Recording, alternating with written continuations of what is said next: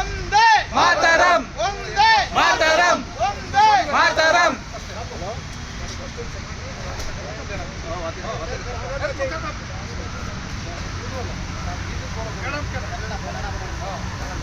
ಇವತ್ತು ಬೆಂಗಳೂರಿನ ರಾಜಧಾನಿಯಲ್ಲಿ ಸಂಚಾರ ಧರ್ಮಗುರುಗಳ ನೇತೃತ್ವದಲ್ಲಿ ಜನಜಾಗೃತಿ ಮತ್ತು ಮೀಸಲಾತಿ ವರ್ಗೀಕರಣದ ರಾಜ್ಯ ಮಟ್ಟದ ಸಮಾವೇಶವನ್ನು ಹಮ್ಮಿಕೊಳ್ಳಲಾಯಿತು. ಜ್ಞಾನಜ್ಯೋತಿ ಸಭಾಂಗಣ ಸೆಂಟ್ರಲ್ ಕಾಲೇಜ್ ಭವನದಲ್ಲಿ ಹಾಲ್ನಲ್ಲಿ. ಹಾಗಾಗಿ ಇವತ್ತಿನ ನಮ್ಮ ಎಲ್ಲ ಪಕ್ಷದ ಮುಖಂಡರು, ಹಾಲಿ ಮಾಜಿ ಸಚಿವರು, MLAಗಳು ಎಲ್ಲರೂ ಕೂಡ ಬಂದಿದ್ದರು.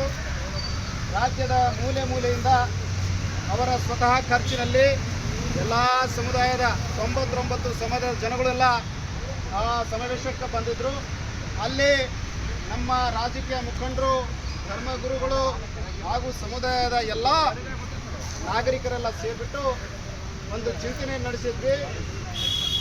ಏನೇ ಆದರೂ ಕೂಡ 99 ಸಮುದಾಯ ಅಲ್ಲ, ನಾವು ಇವತ್ತಿನವರೆಗೂ ಕೂಡ 101 ಜಾತಿಯ ಸಮುದಾಯಗಳು ಯಾರಿಗೂ ಅನ್ಯಾಯವಾಗಬಾರ್ದು ಅಂತ ಹೇಳಿ ಇವತ್ತು ನಾವು ಆ ಸಮಾವೇಶದಲ್ಲಿ ಸನ್ಮಾನ್ಯ ಈ ರಾಜ್ಯದ ಮುಖ್ಯಮಂತ್ರಿಗಳು ಸಿದ್ದರಾಮಯ್ಯ ಸಾಹೇಬರಿಗೆ ಹಾಗೂ ನಮ್ಮ ಸಮುದಾಯದ ಎಲ್ಲ ಸಮುದಾಯದ ಹಾಲಿ ಮಾಜಿ ಮಿನಿಸ್ಟ್ರುಗಳಿಗೆ, MLAಗಳಿಗೆ ಇವತ್ತು ತಿಳಿಸ್ಪಡಿಸಿದ್ವಿ.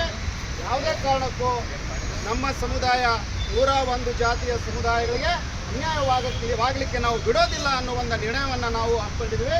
ಇವತ್ತು ಎಲ್ಲ ಧರ್ಮಗುರುಗಳ ನೇತೃತ್ವದಲ್ಲಿ ಈಗ ನಮ್ಮ ಏನು ಬಂಜಾರ ಧರ್ಮಗುರುಗಳ ಪರಮ ಪೂಜ್ಯರು ಕಾರ್ಯಾಧ್ಯಕ್ಷರಾಗಿರುವಂತಹ ನಮ್ಮ ಪರಮ ಪೂಜ್ಯ ಶ್ರೀ ಧೇನಾ ಭಗತ್ ಮಹಾಸ್ವಾಮಿಗಳು ಈ ಸಭೆಯನ್ನು ಕುರಿತು ಮಾತಾಡಬೇಕಾಗಿ ನಾವು ಕೇಳ್ಕೊಳ್ತೀವಿ.